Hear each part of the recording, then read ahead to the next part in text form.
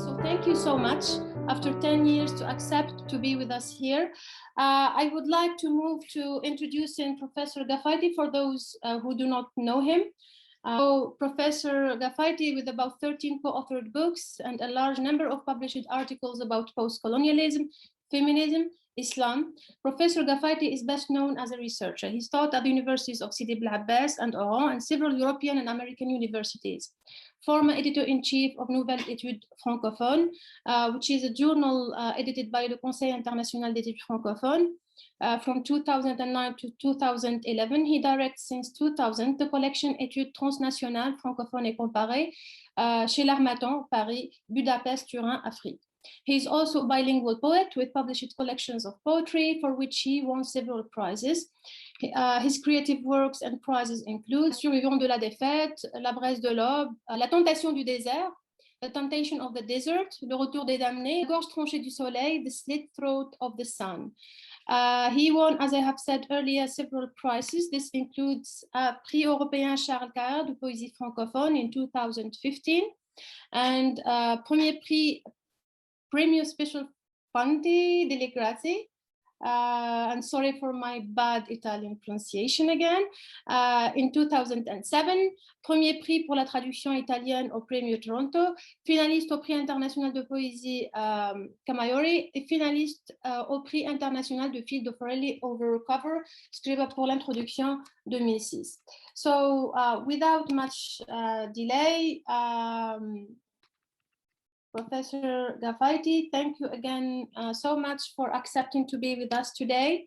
And the floor is yours. Thank you very much. Can you still see me? Yes. Okay, because well, thank you so much for your invitation, and thank you for this very kind introduction. It is truly an honor to participate in this conference organized by the University of Guelma. Truly for me, in the land of Guelma, to which I am attached. Although I have not had the privilege to visit it, I'm in the land of the 8th May 1945 Shuhada, the land of our national heroes. Have always been attached to it, and this is part of the reason, apart from the fact that we met, that I was very happy to accept your invitation. I have been away for a long time, therefore I'm happy to be back with you through this meeting. I thank the university authorities for this opportunity, and I express my gratitude to Professor Houda HAMDI for the invitation to participate in this event. This event makes me particularly happy and proud to see the new generation of Algerian scholars thrive in the scientific and educational fields. I am especially happy to see you explore new domains and initiate new territories of research. Very briefly, when I arrived in the United States, I met at the University of California at Berkeley, Professor Reda Ben Smaya, a reputable Algerian scholar from Brown University. He told me that he was happy to see the new generation emerge. 30 years later, I can tell you the exact kind of thing he told me. I am very happy to see you take over and lead. I am proud to see how earnest and determined you are, and I wish you all the success that you so honorably and truly deserve. So I encourage you to keep on and carry the flag. So this was my personal introduction to all of you. Now I'm going to move to the text. The text is entitled Writing in the Language of the Other. For Algerian writers, the act of writing in one or the other languages they practice is neither natural nor simple. It is intrinsically linked to the issue of the language of expression in the production of their texts and artistic creation. Indeed, In a country with multiple linguistic backgrounds and situations, writing cannot be considered outside the historical and cultural context. As far as language is concerned, except for a few categories, an Algerian writer or poet does not have the same basis or starting point as, say, a Syrian, a Palestinian, a French, an English, or a Spanish novelist or poet. In our case, the predicament of the practitioners of literature and poetry, whether they write in Arabic, Tamazight, French, English, or other languages, is intertwined with the colonial history of the nation, the objective situation of the country in the post-colonial period, and their personal itineraries as individuals. This said, it is important to note, and I would like us to remember this for the discussion maybe, that this situation and this kind of predicament are not specific to Algeria. As we know, they are widely shared by African writers and other literary producers across the world. Linguists know better than I do that in actuality over the course of human history as a whole, probably all countries went through the kind of situation we are in before establishing themselves with a national language or with a set of national languages when we think of the case of India, Belgium, Switzerland, and many other nations. Until recently, there has been a tendency among political observers, journalists, and critics to analyze and explain the current Algerian situation over the problem of language in relatively simplistic terms. In this talk, I will try to show how at various periods, colonial and post-colonial political forces have attempted to reconstruct the national identity of North African countries in general, and Algeria in particular, on the basis of cultural representations and ideological constructions tightly linked to nationalist and ethno-linguistic discourses, but also political agendas. I will also attempt to illustrate how the issue of language is at the center of the current cultural and political debate. In this process, I will try to deconstruct the main discourses on the linguistic and necessarily cultural and political issues in Algeria. I will include it with some indications of the background of my own writing in the English language in a country where the predominant languages of literatures and written poetry are Arabic, Tamazight, and French, and to a lesser extent to what Kateb Yassin called popular Arabic or Darija. Thus, I will share thoughts about the richness of Algerian expressions in the field of literature and poetry and my own experience in this domain. Rewriting the nation, Algerian post-colonial linguistic challenges. At various periods, colonial and post-colonial political forces have attempted to reconstruct the national identity of North African countries and Algeria in particular on the basis of cultural representations and ideological constructions tightly linked to their nationalist and ethno-linguistic discourses. Consequently, the question of language is at the center of the cultural debate. This said, we must keep in mind that this problem is not specific to Algeria, but concerns many other countries, as I already mentioned. The issue of the language of expression is an intricate problem which presents itself as one of the most important challenges to the Algerian nation. However, an analysis of the linguistic question that is mechanically based on an opposition between Arabophones and Berberophones, doubled by the opposition between Francophones and non-Francophones, is most of the time more a reflection of cliches and bias than an expression of reality, in that Algerians share many ideological characteristics that are independent of their ethno-linguistic origin or political belonging and unrelated to the kind of education they received.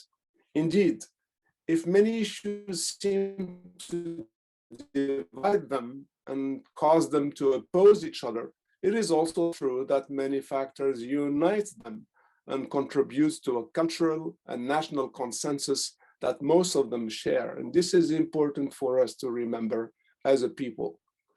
Traditionally, Algerians relied upon the oral transmission of culture. During the 19th and 20th centuries, their culture was systematically eradicated by the so-called Mission Civilisatrice of France, which in fact closed the existing Arabic and Berber schools and offered very limited access to education in French. In 1938, the French government went as far as to classify Arabic as a foreign language and forbade its use in schools and in administrative and official documents. As a result, at the time of independence, more than 80% of Algeria's population was illiterate. If one considers the important and sensitive issue of the emancipation of women in Muslim countries and the anti-Algerian discourse in so-called developed and democratic and secular France, and often perpetuated by some Algerian compatriots themselves. In comparison, during French colonial rule, after 132 years of French colonization, only 6% of the girls had been schooled, while after 25 years of Algerian government, 67% of the girls benefited from education. After independence, the Algerian government launched an extensive campaign against illiteracy, and it was precisely during the first decade of independence through the educational programs of the nationalist government and not through the so-called French civilizing mission that the generalized use of French began to develop. Many factors explain this apparent paradox. First, because of French colonial policy, most teachers and administrators were educated in French only. Second, Algerians had to rebuild a country ravaged by war and the systematic destruction of their economic and cultural foundations, and therefore they had to proceed according to a scale of priorities. Third, as most newly independent countries, Algeria still depended in part on the former metropolis, which used any means, whether economic, political, or ideological, to perpetuate its domination. Clearly, the use of the French language by Algerians played a crucial role in perpetuating French economic and cultural dominance. Within a short while, however, both ideologically and at the level of practice, nationalist sentiment prompted political leaders to promote the use of Arabic in place of French, which in Algeria was not only the language of modernity, the instrument of science, and the vehicle of universal and democratic ideals, as not naive and manipulatory politicians would have it, while they too quickly erased the ravages of history, but also, above all, the language of colonialism, segregation, ignorance for the majority, religious intolerance, mass destruction, and eradication of Algerian identities and their linguistic expressions, be they Arabic or Berber. As a reaction to this situation, teachers, writers, artists, and intellectuals have been called upon to express the specific identity of the nation. The ultimate expression of this nationalist sentiment has been to abandon the language of the colonizer. For example, as a consequence of this mandate, Malik Haddad, himself a famous Francophone novelist, who in 1968 became the country's Minister of Culture, decided to stop writing simply because he had not mastered Arabic. He asked the other writers at the same time to reject French, and in so doing, excuse me, completes the process of national independence through cultural liberation. Although made from a different political perspective, the decision of Kateb Yassine, the most important Algerian writer and one of the greatest of the 20th century novelists, to stop writing in French in 1970 and use only Arabic vernacular languages proceeds from a similar kind of rationale. The post-colonial and cultural and literary experience. In the course of the 20th century, Algeria has become at least a trilingual country. In fact, there are as many as 17 languages spoken in Algeria. Since the mid-1960s, however, the state has attempted to limit the use of local Arabic and Berber dialect on the one hand and French on the other hand. Nevertheless, in the realms of culture and the arts, both these linguistic expressions have in recent decades witnessed a revival. If Arabic has become the main language of education, the media and state agencies, certain aspects of formal education, research, and the dissemination of knowledge are still carried out in French, and the significant part of the industrial and economic sectors, namely the strategically important oil companies, as well as state institutions and administrations, and an important number of publications of the press still use French extensively. But increasingly, English expression has been progressing at various levels in schools and universities, scholarly publications and journals, but also in the economic and industrial sectors, and finally, in the realm of literature and poetry.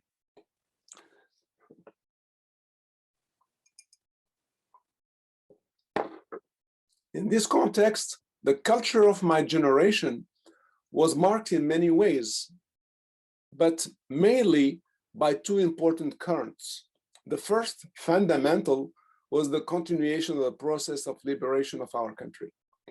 The second, equally important, was our inclusion in international transformations of cultural models as they could be seen through ideological and political struggles between the developing countries and the West and other dominant powers.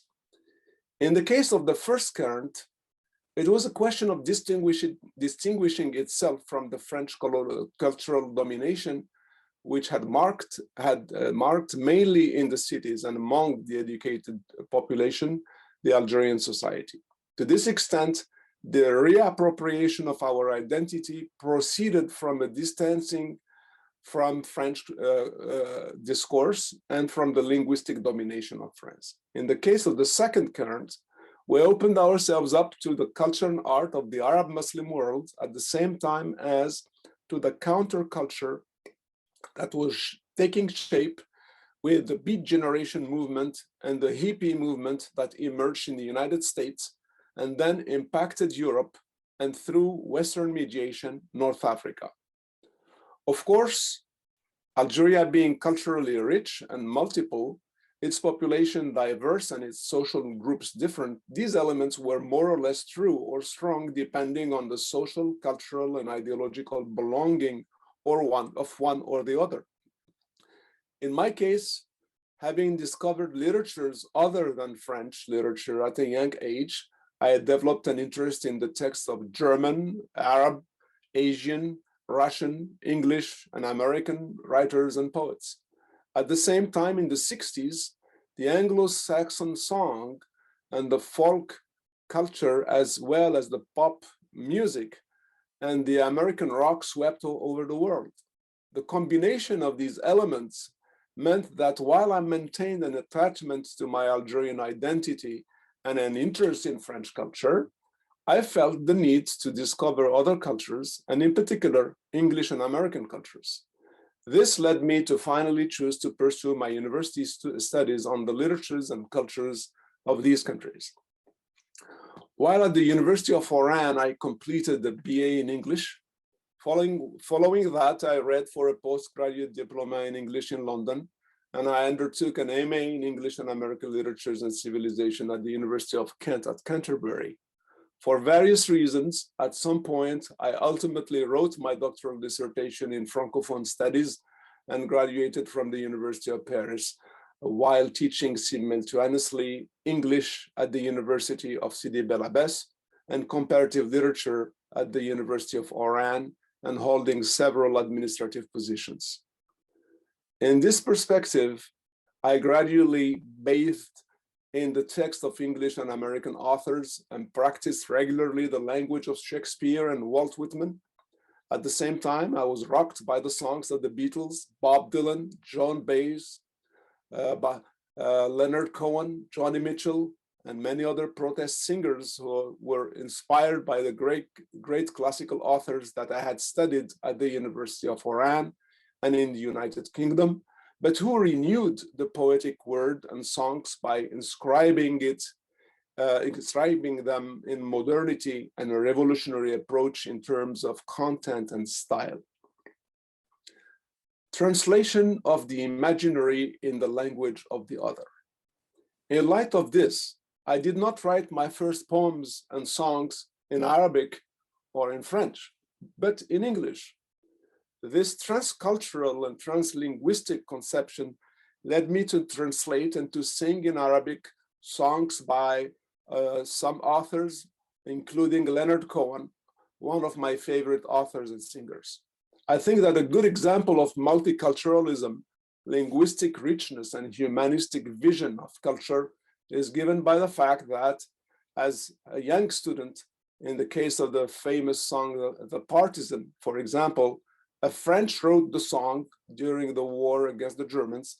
Leonard Cohen translated it into English, and I adapted it and sang it at the University of Oran in Algerian popular Arabic. Here's a representative excerpt and gist of this process. The original text was in French. Les soldats étaient chez moi, ils me disent résigne-toi, mais je n'ai pas pu, j'ai repris mon arme. This is the version by Leonard Cohen in The Partisan. When I crossed over the border, I was cautioned to surrender. This I could not do.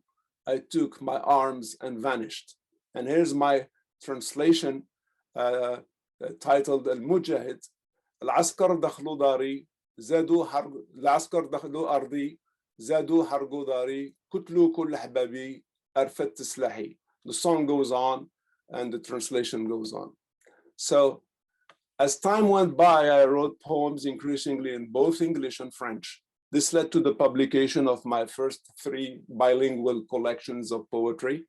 The La Gorge tranchée du soleil, the Slit Throat of the Sun, Le Retour des damnés, The Return of the Damned, and The Temptation of the Desert, La Tentation du Désert. A perilous but essential project, especially in poetry. Translation opens other doors and offers different perspectives. When I began living between 3 countries, the United States, France, and Algeria, and traveled between 3 continents, and because I have a double education as an Anglophone and Francophone, from a Maghrebian sensitivity and a transnational experience and vision, I write regularly in French and English. Arabic and Algerian Darija are always there too. Some poems or part of poems were written initially in one or the other languages. Following that, there was a back and forth movement between the two. For these multiple reasons, my books carry the desire to touch as many readers as possible on the various shores of the oceans, if I may say so. Last of all, beyond denunciation philosophically and aesthetically, the double text stems from a transnational and multilingual conception from a poetic and political perspective, which has always been mine as a humanistic response and a fundamental refusal of the principle of mutual exclusion defended by advocates of the so-called conflict of identities, nations, and civilizations.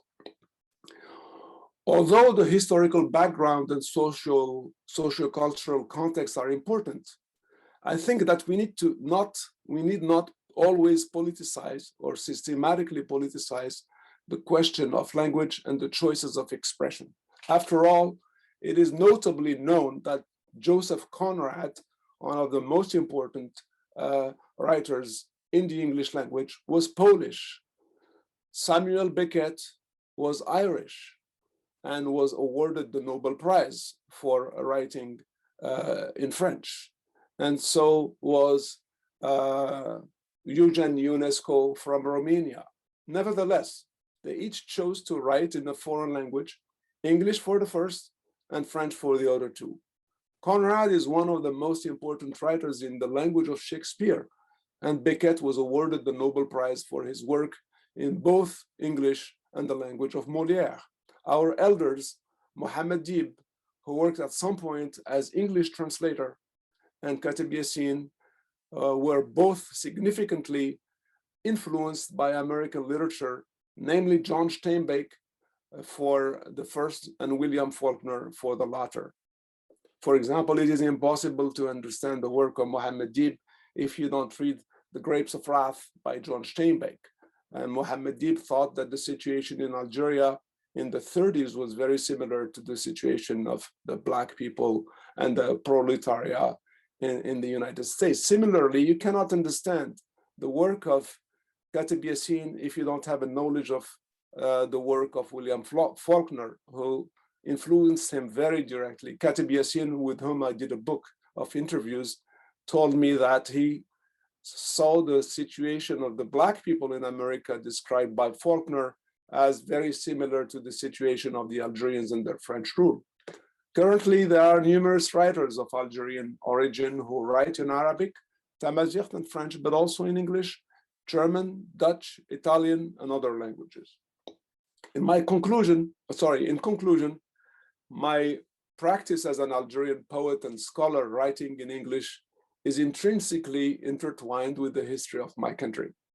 It is also related to my own trajectory and the increasingly important exposure of the Algerian people and youth in particular to the cultures and languages of the world. I think I can best express this itinerary of mine and of millions of Algerians in the poem On the Necessity to Remain Algerian, published in my first book. It goes like this. On the necessity to remain Algerian. I was born in Berber. I feel in Arabic. I think in French. I work in English. I sing in Spanish. I remember in Latin. I convey in Greek. I share in Hebrew. I question in Sanskrit. I hope in American. I sit in Zen. I communicate in unspoken. I speak all languages. I laugh with every voice. I bleed in silence. I love through each word. Conceived multiple. I live Algerian. I die human. Thank you so much. Thank you. Yes, thank you so much, Professor GAFAITI, for this amazing talk.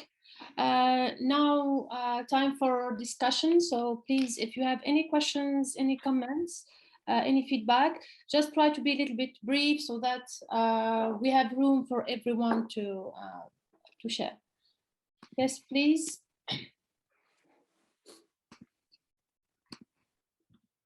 I just want to highlight that we have the reaction in the reaction. There is lever la main, okay? So if someone wants, so that I can pay attention, you can also unmute your mics if you want to.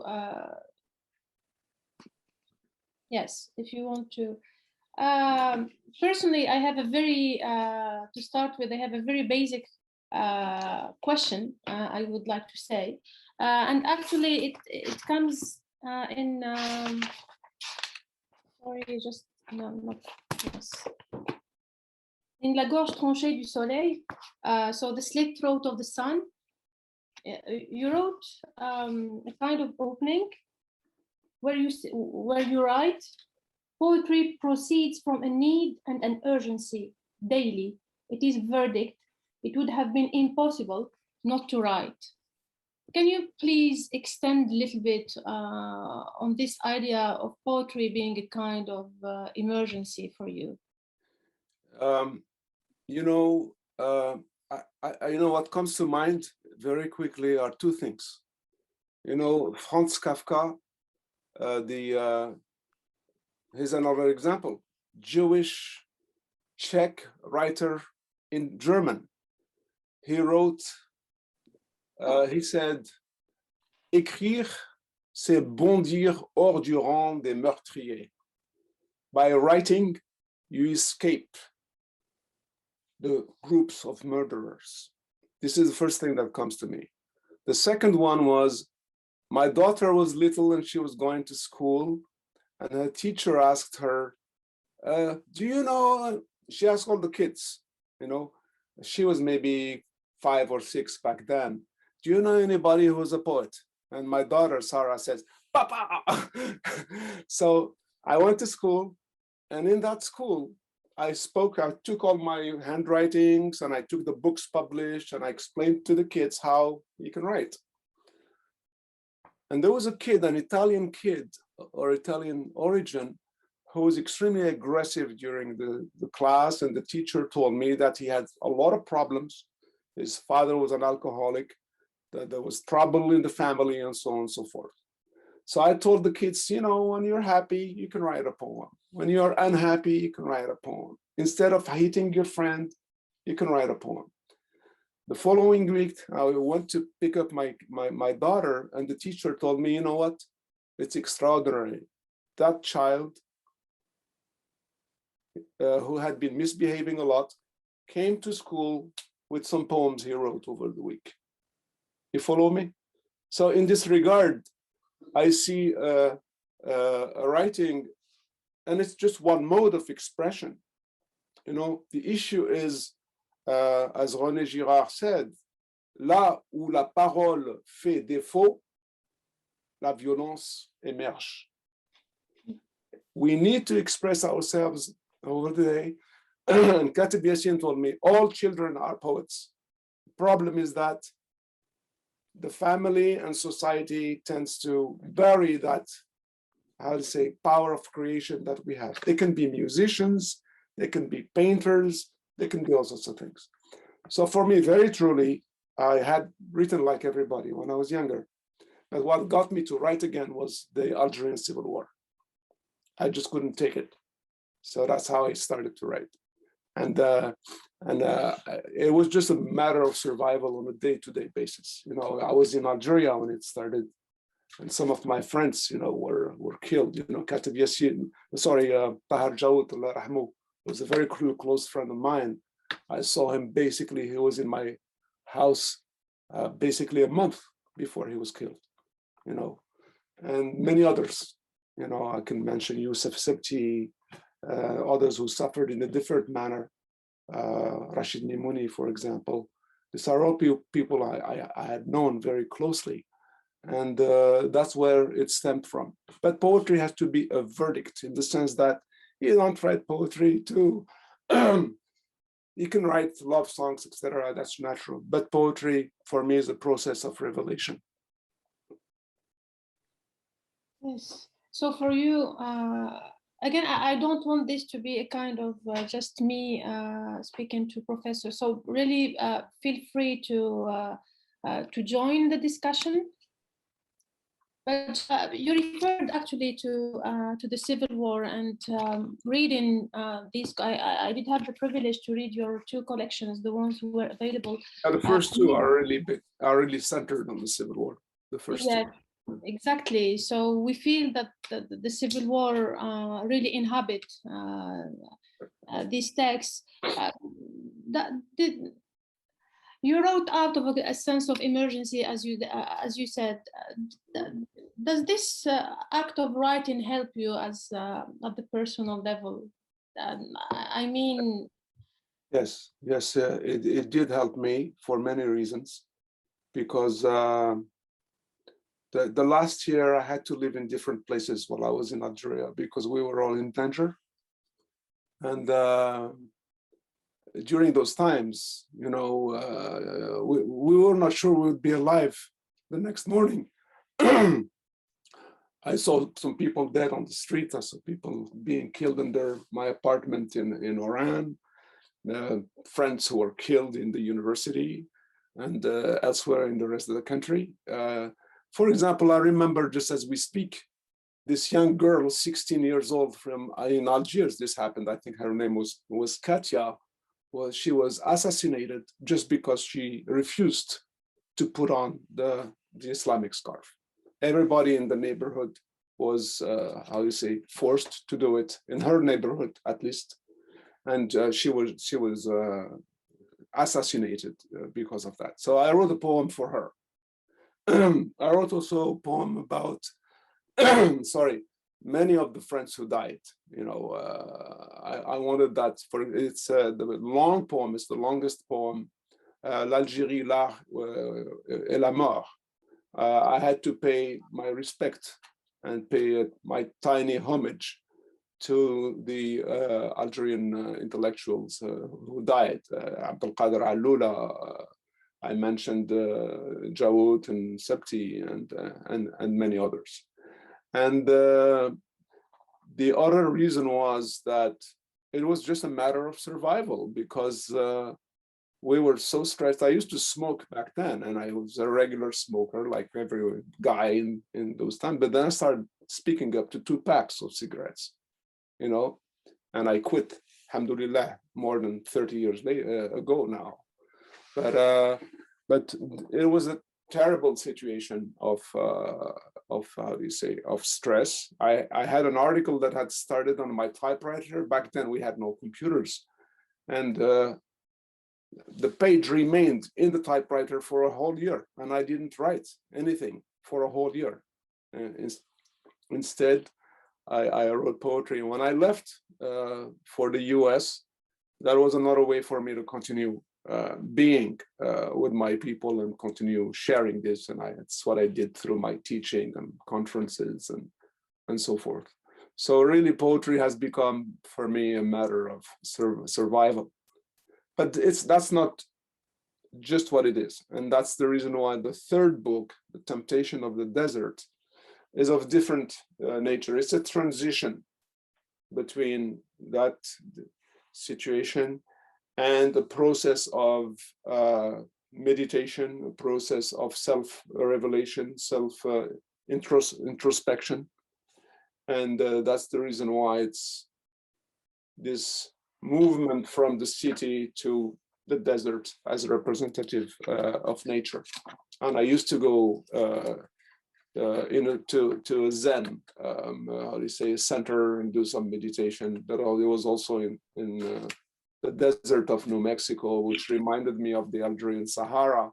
So I wrote some poems relating the 2 experiences, and how poetry can be also a process of internal exploration and revelation.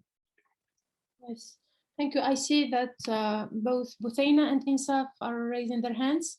Boutheina, please go ahead, and then Insaf. Okay, thank you. We have, just to mention that we have also, I think, 2 questions here on the chat. So maybe Boutheina, I read 1 question, and then Insaf, and then Milad. Yes. Sure. Just okay. Please try to be brief a little bit. Sure. Yes. Okay.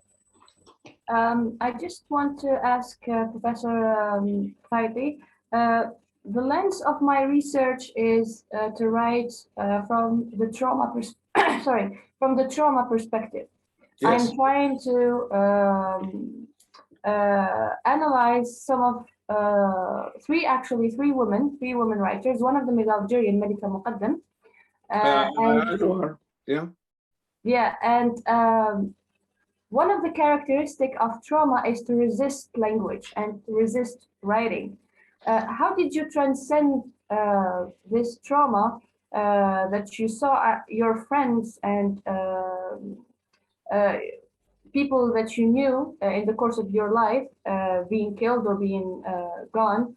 How did you transcend this, and you could actually put it into words? I'm trying to figure out the process of resisting trauma, either whether it's psychological or a cultural trauma, and transmit this trauma into words. This is my question. I think it's really, that's what I said, it's really a matter of survival, you know, because if you at first, you know, you are muted literally, you cannot express yourself, and that took a long time. And proof of it is that basically it took me 7 years to finish the first book. And it has to do also with the fact that I'm extremely exacting in terms of the quality of writing and form. But it was also because I wanted to make sure that I was really expressing the right thing that I wanted to express, but also because it was difficult to bring it out. So if you don't express yourself, at some point you just explode, or you kill somebody. And that's exactly what Franz Kafka meant. Écrire, c'est bondir hors du rang des meurtriers. The lack of expression leads to violence. And this is the reason why, you know, in every country, you know, when you have a repression of the expression of people, then you basically push them into violence. And that's what we witness in so many countries. And that was the case in our country. So I really think it's a process of, to answer your question, it's a process of effort, internal effort. And that's the reason why I wanted to make sure that I'm not saying poetry is related or strictly limited to political expressions like it was, or to description of a situation. It's also a process of self-knowledge. It's a process of introspection. And you have to go into your trauma. You have to sit with it. You see what I mean? Instead of just going after somebody because you were hurt, you sit with your own trauma and you try to do something out of it and express it in one way or another. And then you get into the process of understanding it. So it's more like a matter of personal healing rather than just self-expressing what's going on. Absolutely, absolutely. And I can tell you one thing, too, if you will allow me, just one thing.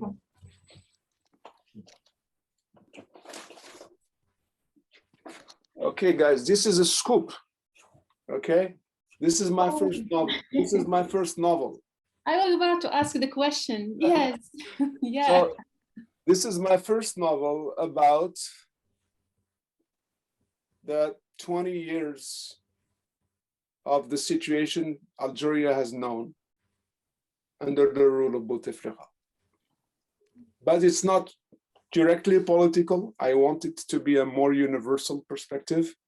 But for me, it was essential to try to put this into words, to understand the process, to also see my part in it. And I think that's what writing and art in general is about. Thank you so much. Thank you. Thank you. Insaf, I just noticed that you were the one who asked actually the 2 questions on the chat space. So please go ahead and ask your questions directly.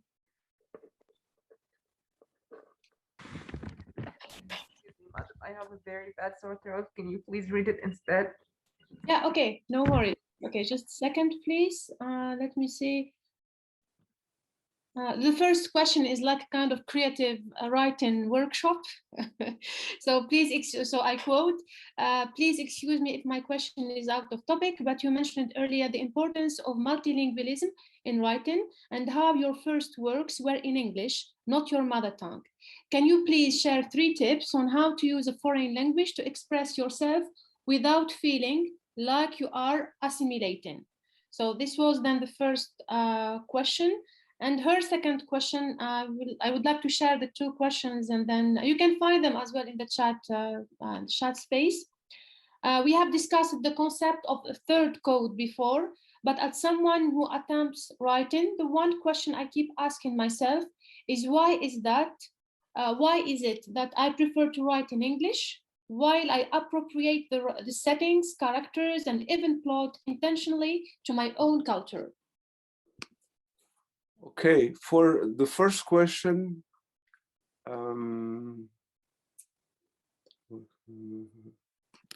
yes, my mother tongue was Algerian Darija.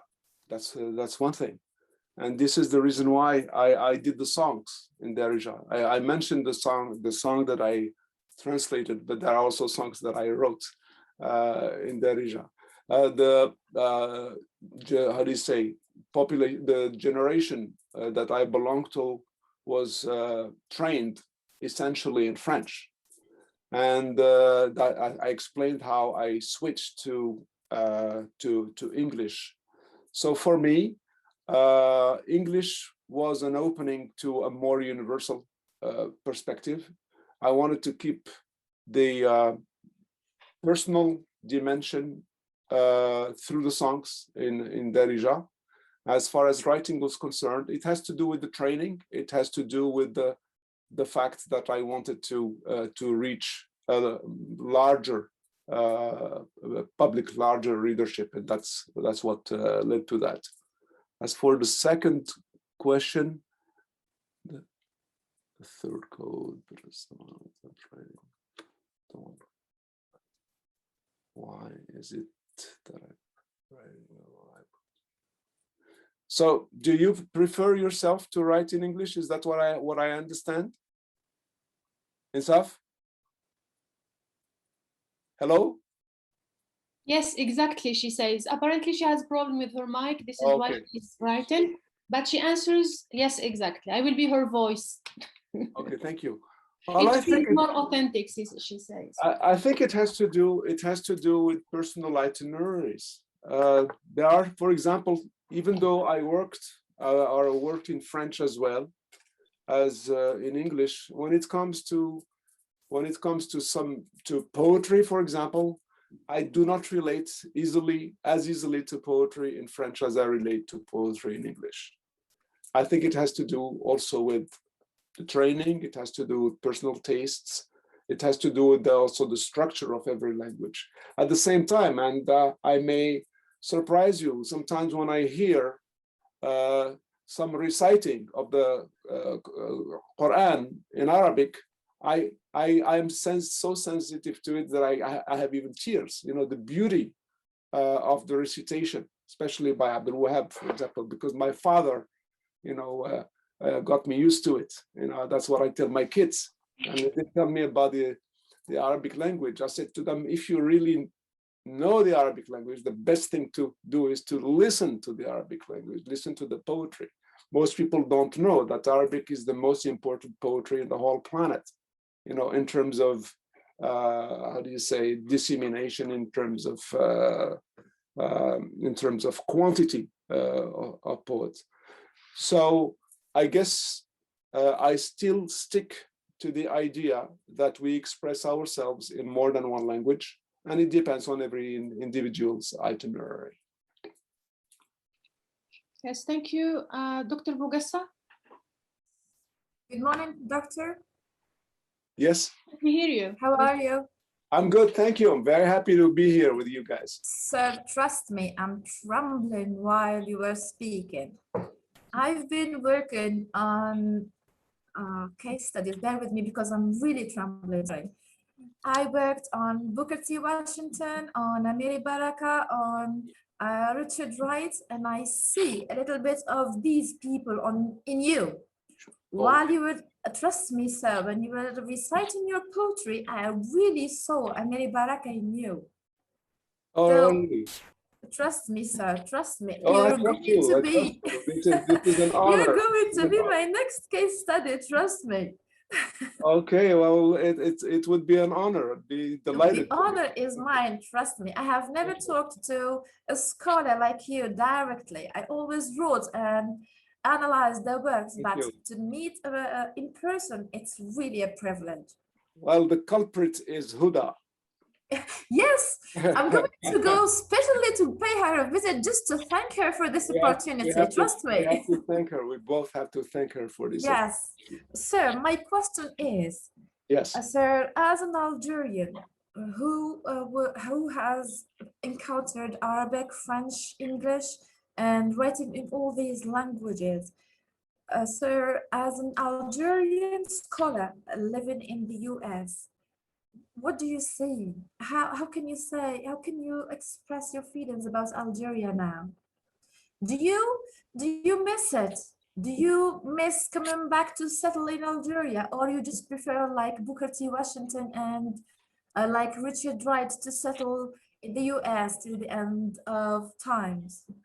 No, I don't. First of all, I'm not in the US anymore, strictly. I am now more based in Paris because my family is here. Yes. But I do keep, obviously, a connection with the US. I do go from time to time. And I come also to Algeria whenever I come.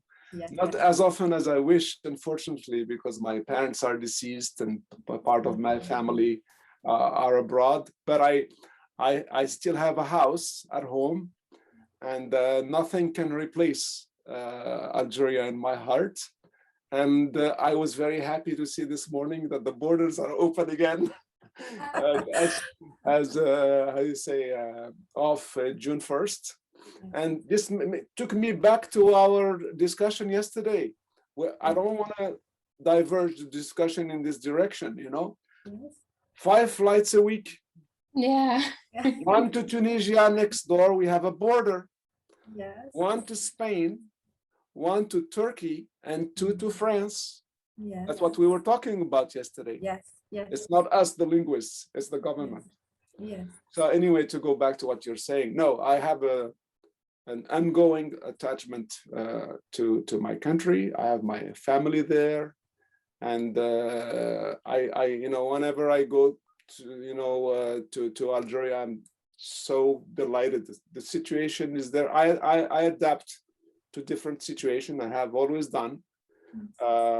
My uncles and aunts in the old time, they used to like me very much because I was the vice president of the University of Bouguessa at some point, but I would go and sit on the floor and eat with my hands with them. So for me, the transition is not problematic at all.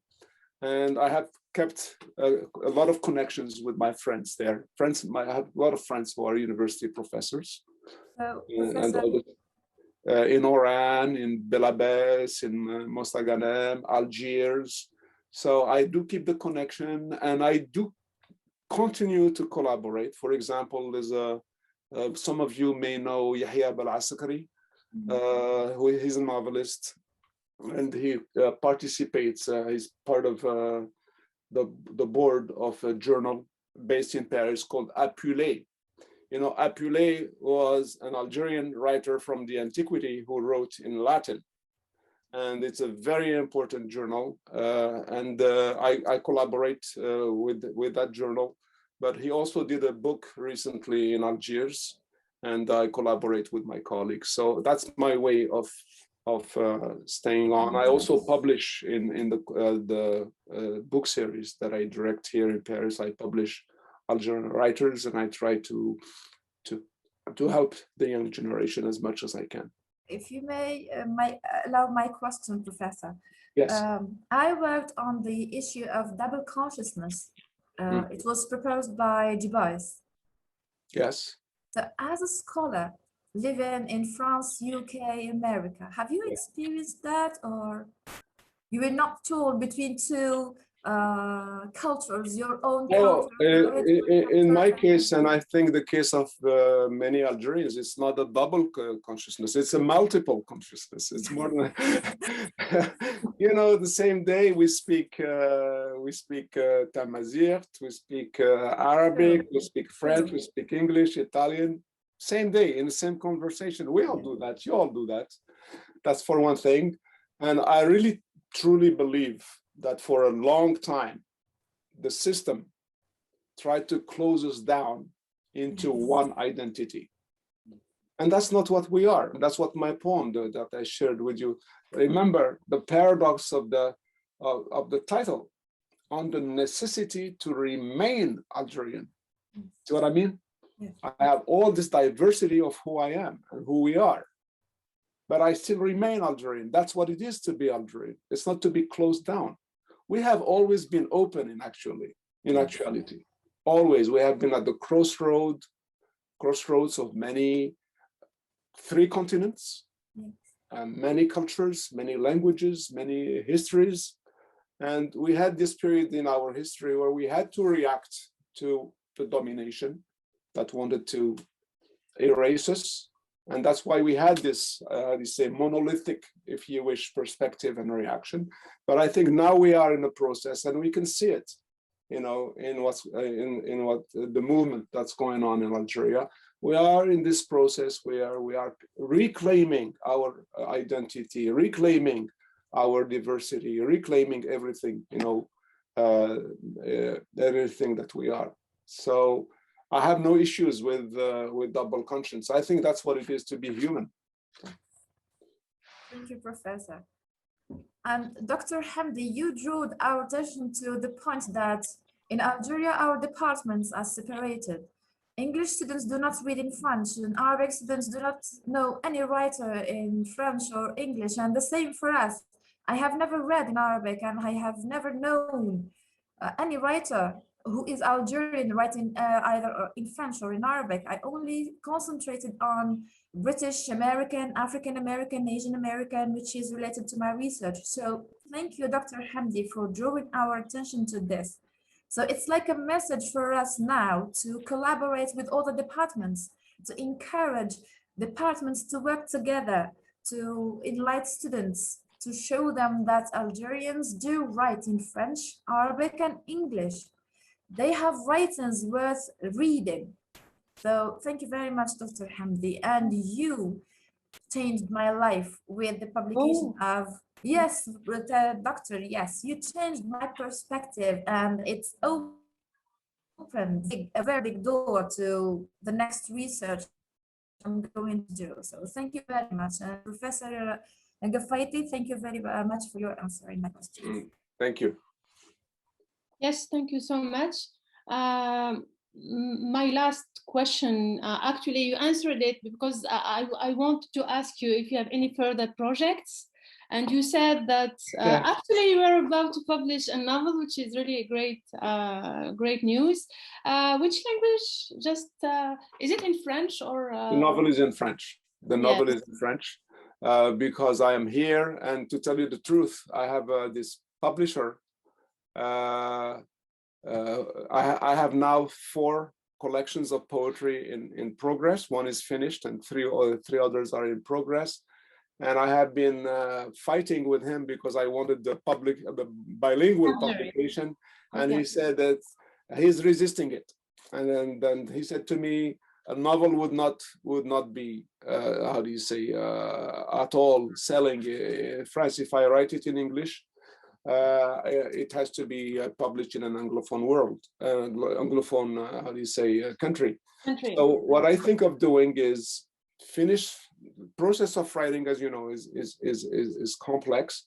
When it comes to poetry and song, the tendency for me is to do it in English. This is my second experience with a novel, but at least this one I have nearly finished. First one I never finished, actually twice. So I thought I would write it in English, in French, and then translate it into English. Yes, okay. And now another question, which is about the choice of publication itself. Oh, as you know, we have a serious problem of book circulation. You know, books which are published abroad, we do not have access to them, and even in terms of pricing, you know, they are really kind of out of.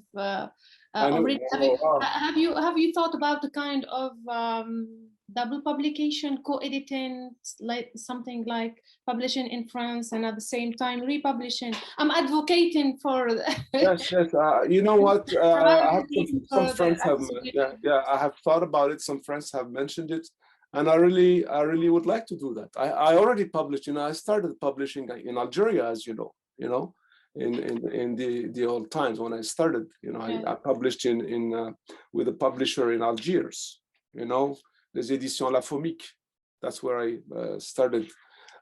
So yes, feel free to share my email with our young scholars if they need any help in the process of publication of their work. I'd be delighted to help them one way or another.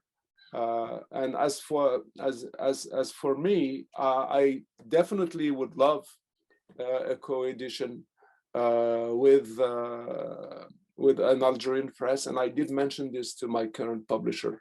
If you have suggestions, please let me know. I'll be happy to consider it. Yes, that would be really nice and great. I Actually, know. we were also mentioning the fact that if participants agree, I would like to share the different emails of the participants Sure, afterwards, sure. because it will be nice if you can carry on discussions maybe Sure. on collaboration. Since you are, all of you guys are very earnest and serious scholars, if I can help publish some of your works or articles, just let me know. Obviously, the last say will be the board, but I do have this book series that I am the director of. If you have, for example, if you turn your dissertation into a book, that's something that would be a possibility. That would be great. I see that maybe we will take two last questions, even though we were supposed to close, but we have a question from Wafi and we have questions from... I obey you. I obey you. We close it's fine. We are the guest speaker, so if we take, let's say 10 extra minutes, I think that everyone will understand. So Wafi, go ahead, please.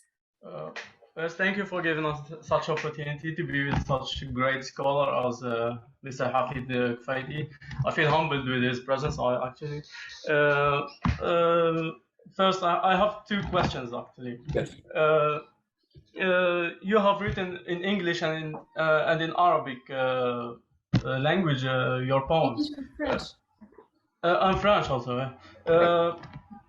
Don't you think that standard Arabic always has that status of being better, both acoustically and eloquently than English language in every aspect? When you compare side by side English poetry and Arabic poetry, just it doesn't match it on many other aspects.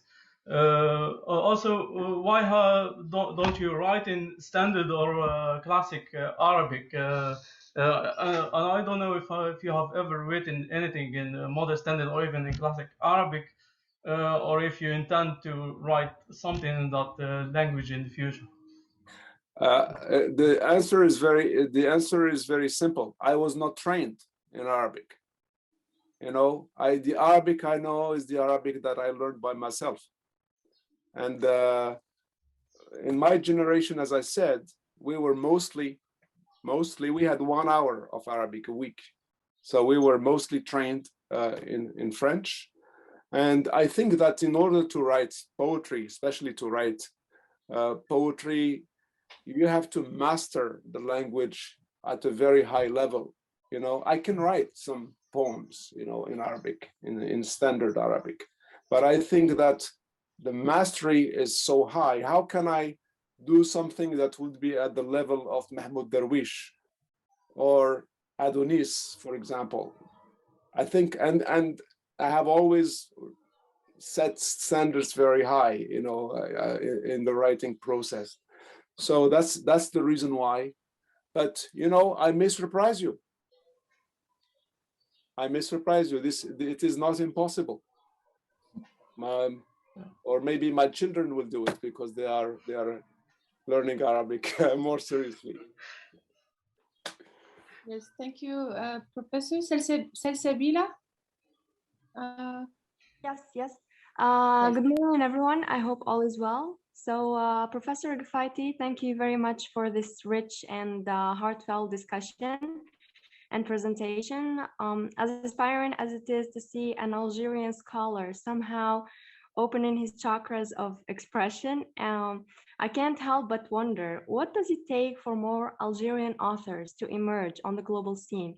Since we have seen, or we have the raw materials. For example, we not only have one language, but 3, and our history is rich and diverse enough to provide content for millions of books. So what do we lack exactly for a very prominent presence on the global scene at the moment? And thank you.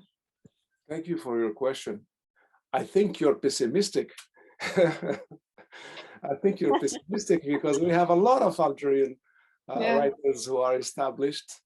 Actually, if I may say something, really sorry, because this is something that actually we need really to realize that Algerian writers probably are better known abroad than in Algeria itself.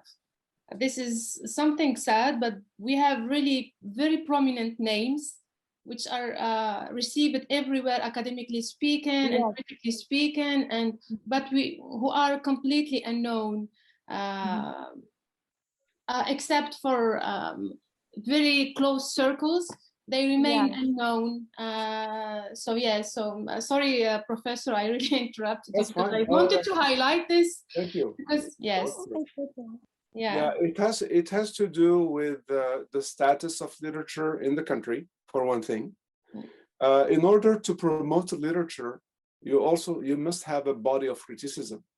You have to have university scholars who do the job, and they do, but university scholars have very limited means outside the institution. You need to have journals to promote the literature. So some writers are known in the country, and I worked on this, and I worked with them when I was back then. For example, you take the case of the very famous Yasmina Khadra. You guys don't know this. I should write my autobiography. You should. With a few friends in Oran, we had a journal called Voix Multiples, and we were the ones who published his first texts. The real name of Yasmina Khadra is Mohammed Moulishul. He was from Tlemcen, in the region of Tlemcen, and we published his first short stories, actually. So the issue is that there is a limitation. Some authors become known only when they move abroad. And this is the reason why a lot of them prefer somehow to be published abroad, because there is a promotion of their work. And the issue in Algeria is not limited to literature. It concerns musicians, it concerns painters, it concerns everybody. But still, I think that a number of Algerian authors are pretty well known. Please do excuse me to just intervene for a few seconds, but there's also the problem of censorship. I remember a few years ago, I went to Algiers and I was looking for a book, Mina Bouraoui, the writer, the Algerian writer, yes. And also Malika Muqaddam. Their books are nowhere to be found. And I asked the librarian, I said, I'm looking for Malika Muqaddam's collection of books. He said, what are you talking about? This author is banned from Algeria. And this surprised me a little bit, because she's Algerian and her work should be found here. And there is this problem of censorship. Yeah. Sure. Well, I am aware of that. As you know, I published extensively on the question of censorship. If you want to write a text that I wrote about the topic, you can find it in the internet. It's called Between God and the President, Literature and Censorship in North Africa. It was published by Cornell University in a journal called Diacritics. So I am very aware of that situation, and I am sorry to hear that you're saying her books are banned. They should not be, because officially the censorship does not exist in the country. Yeah, actually, I'm not sure if it's really a kind of official banning, because sometimes you find the books, but it's also a question of librarians. They are suffering a lot. They are struggling a lot. So yes. They need, because well, this is something else, okay? But things are really interconnected. The cultural policies in Algeria are really not good, and importing books costs a lot. So librarians, yes, because the tax is very high. The books are considered as any other commodity, so there are no special rates and etc. So the books are quite expensive. But I don't know if Malika Muqaddam is really targeted. As such, it's also a matter of looking for the books that sell most. So librarians usually they make a choice which authors they are going to bring or not, because there is also this dimension which books are going to be sold or not. Now the question is also about the universities themselves, the libraries available for students at the level of the university as such, they are really poor. I can say it because even the books which are edited locally, so it's really not a matter of censorship. You cannot really find them. I'm very aware of this. And here I would like to open a parenthesis because I heard that just 2 days ago that you donated, Professor GAFAITI, part of your personal library to the university. Oh, you know everything, even though I haven't told you. How do you know? Haj Miliani told me. Haj Miliani told me. So what did he say? What did he say? He said that you donated part of your personal library to the University of Sidi Bel Abbas, I think. Or Bouguessa Amina. Bouguessa Amina, yes. Okay. Yeah. So this I'm going there to hunt all the books. I'm going to take all the books. So that was really kind of you because this is very important. The availability of books and everything. This is really something. It's the normal thing to do. Thank you so much, Professor GAFAITI, for this very really amazing discussion. Thank you all for all your questions.